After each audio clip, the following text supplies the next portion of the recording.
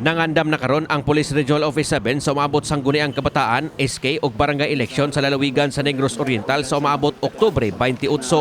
Kinibisan pa man sa sugyot ni Senador Francis Tolentino nga ilangan og 30 ka adlaw ang eleksyon sa lalawigan gikan sa orihinal nga Oktubre 28 nga SK ug barangay eleksyon tibok nasod. Matod sa tigpamaba ni Police Regional Office 7, Police Brigadier General Anthony Aberin, nga si Police Lieutenant Colonel Gerard A. Spilare, nga wa pa sila nadawat nga direktiba nga dili mahinayon ang eleksyon sa Negros Oriental. Hinungdan nga ilang pagpangandam sa pagkaron nga mahinayon gud kini sa gitakdang pitsa. Ang tanang elected government officials sa Region 7 were already subjected to threat assessment. No, naana na sila yung mga respective threat assessment, naana tayo na identify kung kinsa ang mga dapat tagaag security ato sang gi-assess kung ang ilang present security is really appropriate or sakto na ba kung kinahanglan mudugang, no.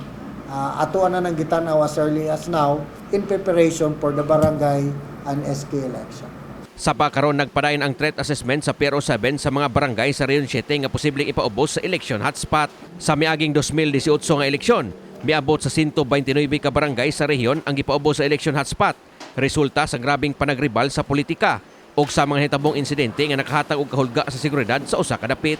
Gibutyag ni Pilare nga ang kapulisan ug ang puwersa sa militar gikatakdang mo rekomendar sa Commission on Election kon COMELEC sa mga dapit nga posibleng ibutang sa election hotspot.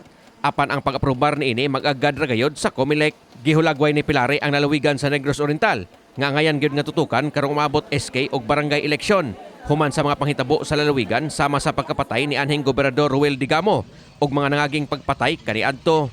Ang kapulisan mipadayag hinoon sa ilang kaandam kalabot niini. Presence of threat groups. Kanang presence of threat groups incidentally naa man na sa Negros Oriental because of CTG. So expectedly murag taas-taas yung category.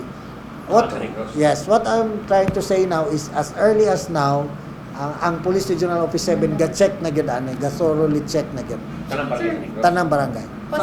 Sa Senate hearing ba natin mga gipagtukan ito kag patay during ang election. So usa to sa aton yung mga tanawon sa Yes. basic data po. Yes, nag-backtrack tag cases not only in preparation of for the barangay election but there was really an instruction na ang tanang cases i-check kung are they related sa politics, sa CTG or personal grudges. No, naanay ang atong investigation ang R7 na to is already on the process of making sure nga ang tanang kaso previously will be looked upon para masolve, matanaw na to kung usara ba ang perpetrators, related ba or integrated ba ang mga krimen.